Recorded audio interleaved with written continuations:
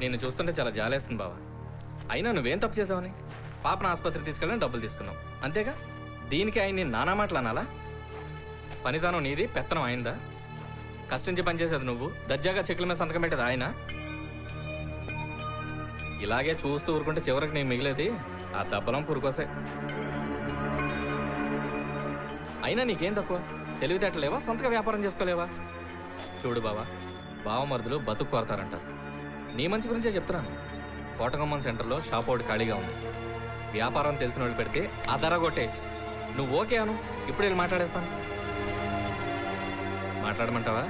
మాట్లాడు.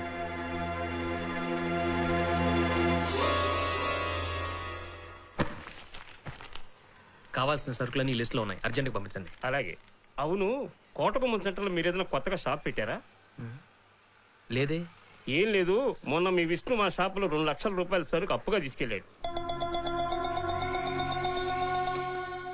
ఆ అమౌంట్ మీ ఖాతాలో రాయమంటారా?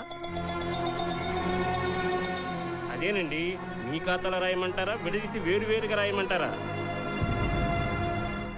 వేరే వేరే వద్దండి, నా ఖాతాలోనే రాయండి. అలాగే.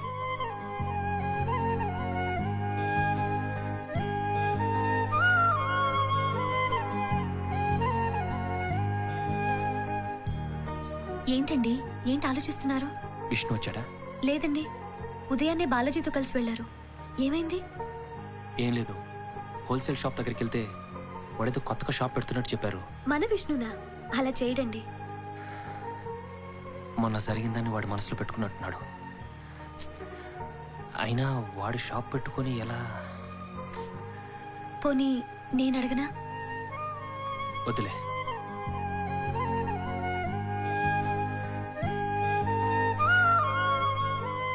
ఏంటండి, ఇంకా అదే ఆలోచిస్తున్నారా? మీరు విన్నది నిజమే ఉండదండి. విష్ణు అనుకుంటాను, వెళ్ళి తలుపుతి.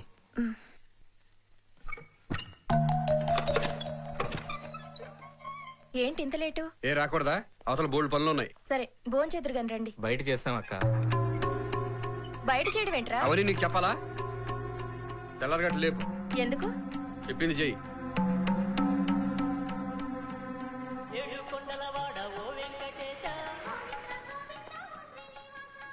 ఏంటి బావ ఇది?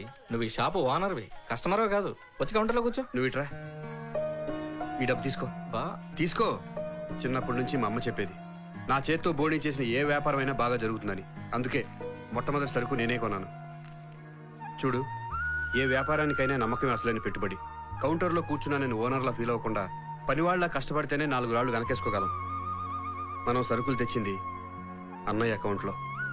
వాటిని పద్ధతిగా తిరిగి కట్టాల్సిన బాధ్యత నీ మీద ఉంది. మా అన్నయ్య ఏదో కోపంలో 2 మాటలు అన్నాడని తన నుంచి విడిపోయి వచ్చేస్తాను అనుకున్నావు కదా? అది జన్మలో జరగదు. పని లేకుండా ఊరికే ఇంట్లో కూర్చుంటే బుర్ర నిండా చెడ్డ ఆలోచనలు తిరుగుతుంటాయి. ఆ ఆలోచన నుంచి నిన్ను బయటపడేయాలని, నీ కాళ్ళ మీద నువ్వు నిలబడాలని నీ చేత షాప్ పెట్టించాను. ఇకనైనా నీ బుద్ధి పక్కదోవ పట్టకుండా చూసుకో. వస్తా.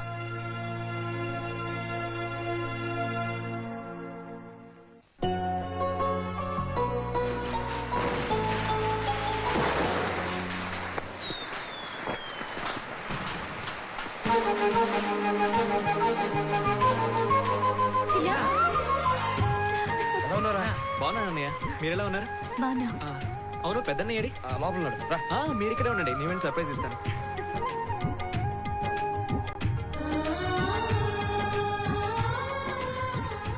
రే చిన్న, ఇప్పుడేనా రావటం? అవునన్నయ్య.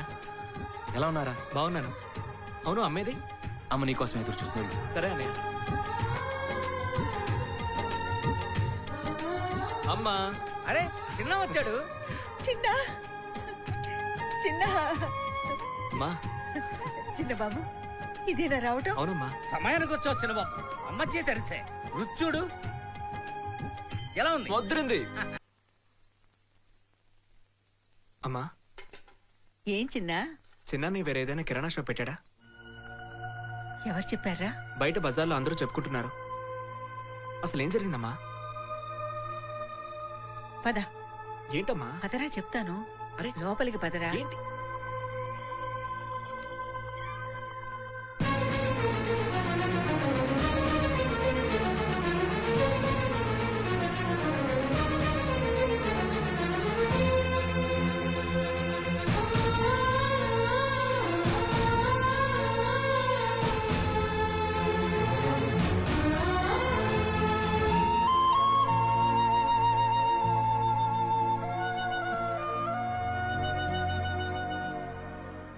ఏం చిన్న ఏదో ఆలోచిస్తున్నా? ఏం లేదు వదినా, ఇక నుంచి నేను ఇక్కడే ఉండిపోదాం అనుకుంటున్నాను. ఏ ఇక్కడికి ట్రాన్స్ఫర్ చేయించుకుంటావా? లేదు, ఉద్యోగం మానేస్తాను. మానేసి ఏదైనా వ్యాపారం చేస్తాను. వ్యాపారమా? అవును వదినా, వడ్లాడించడానికి మనం ఆ రాయుడు రైస్ మిల్ మీదో ఇంకెవరి మీదో ఎందుకు ఆధారపడాలి? మనమే సొంతంగా ఓ రైస్ మిల్ ఎందుకు పెట్టుకోకూడదు? సొంతంగానా? అంత డబ్బు మన దగ్గర ఇక్కడ ఉంచిన్నా? వస్తుంది వదినా, దానికి ఓ మార్గం ఉంది. నేను చదువుకున్నాను, తమ్ముడు చదువుకున్నాడు, బ్యాంక్ మాకు లోన్ ఇస్తుంది. దాంతోపాటు మీరు సాయం చేస్తే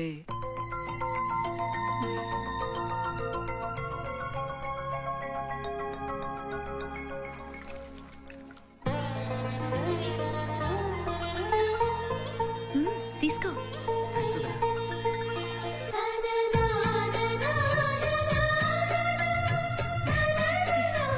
ఆల్ ది బెస్ట్.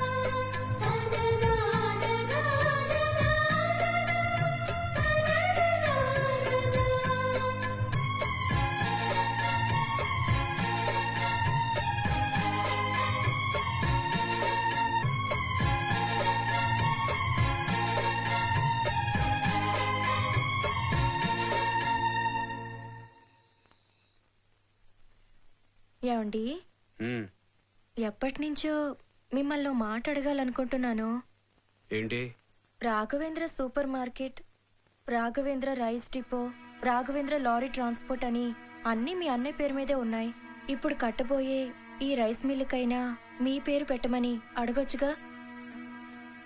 అనుకున్నానే, నువ్వు నగలు తీసిచ్చినప్పుడే ఇలాంటి బ్యాక్గ్రౌండ్ మ్యూజిక్ ఏదో వాయిస్తావని అనుమానించాను. ఇన్నాళ్ళు ఏ షాప్కి ఏ పేరు పెడదామని మేము ఎప్పుడూ ఆలోచించలేదు. అలాగే అన్నయ్య కూడా అన్నీ తన పేరు మీదే ఉండాలని ఏనాడూ కోరుకోలేదు. ఈరోజు మా కుటుంబం ఇంత గౌరవంగా ఉందంటే దానికి కారణం మా అన్నయ్య, ఆయన పేరు బలం. అయినా బయట వాళ్లే మమ్మల్ని వేరువేరుగా చూడరు, ఇంట్లో ఉన్న నువ్వెందుకే వేరుగా చూడాలనుకుంటున్నావు? ఇలాంటి ఆలోచనలతో ఆరోగ్యం పాడు చేసుకోకుండా నోరు మూసుకుని పడుకో. అదొకటే మీకు నాకు చేతనైంది. నువ్వు ఉండవే, దొరికావు నా ప్రాణానికి.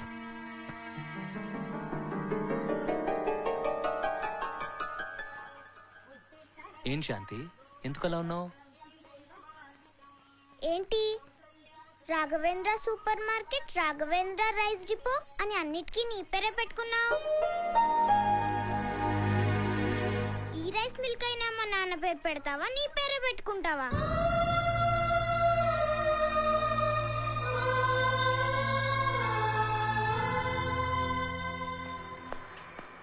బాబు, మిషన్లు అన్ని ఫిక్స్ చేశారు.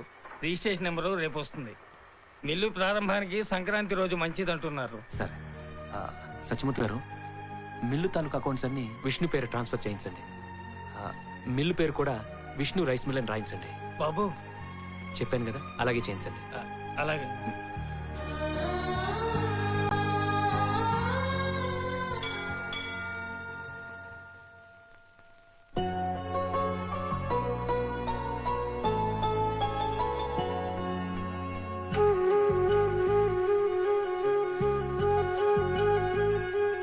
హాయ్ చిన్న. చిన్న, అదేంటే చిన్న ఏం మాట్లాడకుండా వెళ్ళిపోతున్నాడు?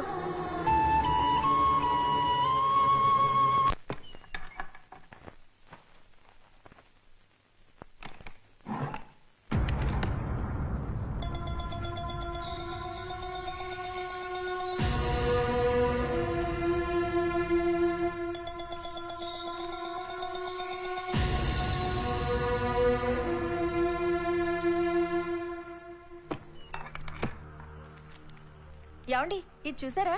ఏంటిది? మీ అన్నయ్య ఎవరికి తెలియకుండా 10 లక్షలు తన పేరు మీద బ్యాంక్ లో వేసుకున్నారు. ఎక్కడుంది ఇది? బీరువాలో. ఎక్కడి నుంచి తీసావో అక్కడే పెట్టు. ఏంటండి మీరు, ఇంట్లో ఇంత అన్యాయం జరుగుతుంటే నోరు తెరిచి ఏం అడగరా? చిన్న మిల్లు పెడతానన్నప్పుడు డబ్బు చాలదంటే ఒంటి మీద నగలతో సహా అన్ని ఊడ్చిచ్చాం. కనీసం అప్పుడే తన దగ్గర ఇంత డబ్బు ఉందని చెప్పొచ్చుగా. అవునులేండి, ఎవరికి తెలియకుండా దాచుకోవాలనుకున్నప్పుడు ఎలా చెప్తారు? దాచుకోవడం ఏంటి? దాచుకోవడం కాక దీన్ని ఏమంటారు? చూడు, లెక్కలు లావాదేవీలని అన్నయ్య చూసుకుంటాడు. కారణం లేకుండా ఆయన ఏ పని చేయడు. ఆయన్ని ప్రశ్నించే హక్కు ఇంట్లో ఎవరికీ లేదు. నోరు మూసుకుని ఎక్కడి నుంచి తీసావు అక్కడే పెట్టు. ఏదడిగినా నా నోరే ముయించండి, మీరు మాత్రం నోరు తెరవకండి. ఏంటమ్మా, ఏమైంది? చూడండి అత్తయ్య, మీ పెద్దపై బ్యాంక్ లో 10 లక్షలు దాచుకుంటే అది ఇప్పుడే నా కళ్ళ పడింది. కళ్యాణి, ఎక్కువగా మాట్లాడుతానా? చూడమ్మా, పెద్ద బాబు ఏ పని చేసినా ఆలోచించే చేస్తాడు. అవన్నీ వాడిని అడిగితే బాగోదు. ఆ బుక్ తీసుకెళ్లి లోపలి పెట్టు. ఏంటి ఎవరో ట్రైనింగ్ ఇచ్చినట్టు అందరూ ఒకే టైప్ లో మాట్లాడుతున్నారు? నా నోరు ముయిస్తే చేసిన తప్పు తప్పు కాకుండా పోతుందా? లక్ష్మూర్తి గారు ఆ డీడీ వెంటనే విజయవాడ పంపించండి. అలాగే బాబు.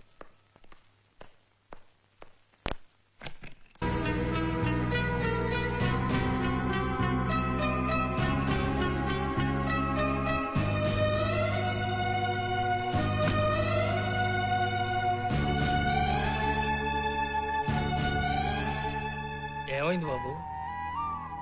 ఏం లేదు, పదండి. చూసారా అత్తయ్య, ఆయన ఖచ్చితంగా దీనికోసమే వచ్చారు. కనిపించలేదని అడిగితే రహస్యం ఎక్కడ బయటపడుతుందోనని సైలెంట్ గా వెళ్ళిపోయారు. మనసులో ఏ దురుద్దేశం లేకపోతే పాస్బుక్ ఏదని మనల్ని అడుగుండొచ్చుగా. పిచ్చి పిచ్చిగా మాట్లాడుకో. అదేటి చూడమ్మా కళ్యాణి, ఎవరు నోరు జారి పాస్బుక్ విషయం అడగండి. వాడి మనసు బాధపడుతుంది.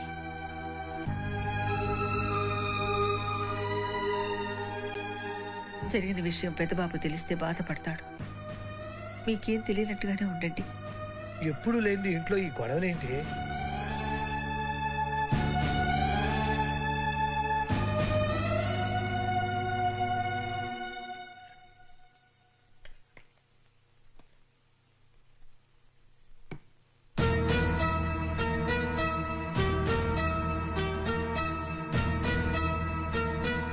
ఏంటన్నయ్య ఇది? ఇప్పుడే చెప్పాలా?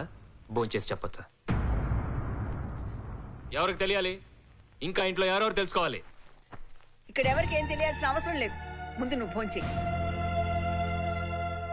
బుద్ధుందిరా నీకు? అన్నం ముందు కూర్చున్న వాడిని అడిగే మాటలు ఇవి. దేవుడు ప్రతి మెతుకు మీద తినే వాళ్ళ పేరు రాస్తాడంటారు. కానీ ఇంట్లో అన్ని మెతుకుల మీద వాడి పేరే రాసుంటుంది. వాడి పేరు చెప్పుకుని బతికే మనకి వాడిని ప్రశ్నించే హక్కు లేదు. అవునన్నయ్య, నువ్వు ఎవరికి జవాబు చెప్పాల్సిన పని లేదు. భోంచే అన్నయ్య. తినండి. ఎలాగో విషయం ఇంత దూరం వచ్చిందిగా, అసలు సంగతి ఏంటో అందరికీ చెప్పమనండి. కళ్యాణి, ఎందుకు అలా వంకరగా మాట్లాడతావు? అంజలి కూడా నీలా ఇంటికొచ్చిన కోడలే. ఏనాడైనా ఇలా మాట్లాడిందా? ఎందుకు మాట్లాడుతుంది? ఈవిడ గారిని తమరు నెత్తికెక్కించుకున్నారుగా. ఇంటికొచ్చిన వాళ్ళతో ఈవిడ గారు మహాలక్ష్మి, గుడి కట్టి పూజించాలంటూ గొప్పలు చెప్పారు. కానీ ఏ రోజైనా నా గురించి ఒక మంచి మాట చెప్పారా? ఏమిటే నువ్వు మాట్లాడుతున్నది? నువ్వు నా అన్న కూతురివి, నా రక్త సంబంధానివి. అంజలి పరాయింటి పిల్ల. ఏదో 2 మాటలు గొప్పగా చెప్పుండొచ్చు. దానికింత రాద్ధాంతం చేయాలా? అవును, నేనే ఇప్పుడు రాద్ధాంతం చేస్తున్నాను. నా కర్మ కాకపోతే ఆ పాస్బుక్ నా కంట్లోనే పడాలా? ఎంత జరిగినా దాని గురించి ఒక్కళ్ళు మాట్లాడరు. మీరు కోటగుమ్మన్ సెంటర్లో కొత్తగా షాప్ పెట్టారుగా, దాని గురించి మేమైనా మాట్లాడావా? ఏంటి, మీ తప్పును దాచిపెట్టడానికి కొత్తగా తల్లుతున్నావా? కాదని మీ ఆయన చెప్పమను. ఏంటోదినా, నేను షాప్ పెట్టానా? నేను ఇంట్లో పని మనిషిలా ఉన్నానని, నన్ను షావుకారులా చూడాలని దీని తమ్ముడు నాతో షాప్ పెట్టించాలని చూశాడు. అలాంటి వాడు మన మధ్య ఉంటే ప్రమాదం అని వాడి చేత నేనే వేరే షాప్ పెట్టించాను. అవును, నేను పని మనిషిని. ఎవరి కోసం పనిచేస్తున్నాను? మా అన్నయ్య కోసం, మన ఇంటి కోసం. నేను షాప్ పెట్టిన విషయం అన్నయ్యకి తెలుసు. అయినా ఏనాడైనా ఒక్క మాట అడిగాడా? అన్నయ్య గురించి నాకు తెలుసు, నా గురించి అన్నయ్యకి తెలుసు. మధ్యలో మీరెవరు మాట్లాడడానికి?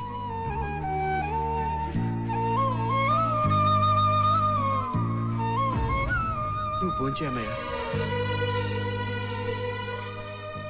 భోంచే అన్నయ్య.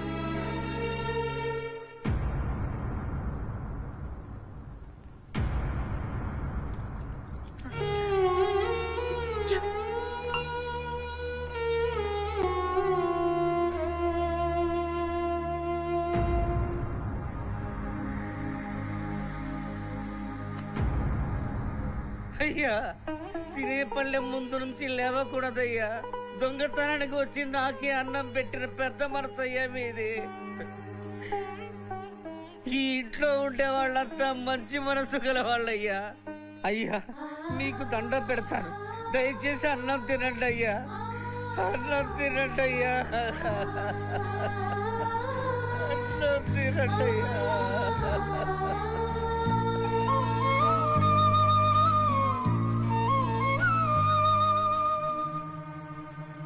Raghavendra supermarket, Raghavendra rice mill, Raghavendra lorry transport అని చెవులు కొనవి మెళ్ళ ఉన్నవి అన్ని తీసుకుపోయారుగా. ఏమిటా ఇది? ఇంట్లో ఆడవాళ్ళ మీద చేయి చేసుకునే సంస్కారం ఎక్కడ నేర్చుకున్నావురా? పెద్ద బాబు, ఏమిట్రా ఇది? బొమ్మలా నిలబడ్డావు. ఆ డబ్బు తీసుకెళ్లి బ్యాంకులో ఎందుకు దాచావో చెప్పరా? డోరు తెరిచి చెప్పరా? చెప్పు.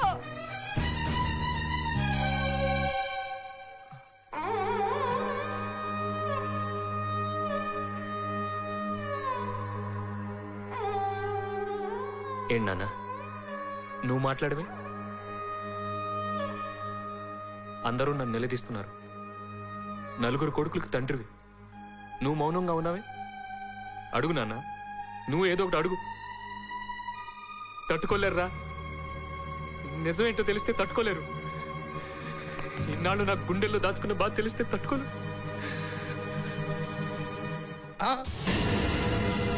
అయ్యా పాప, అమ్మా శాంతి, శాంతి, శాంతి, శాంతి, శాంతి, ఏమైంది?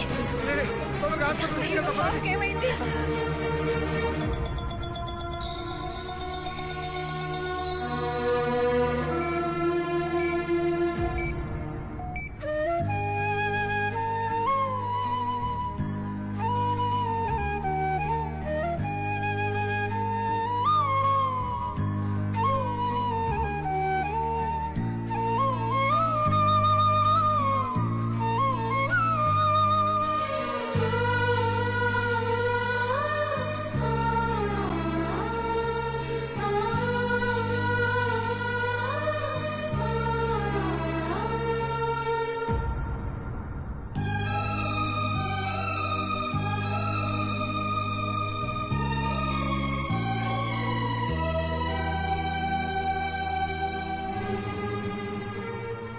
అయ్యా, అందరూ పెద్దబాబు గారిని అపార్థం చేసుకున్నారయ్యా.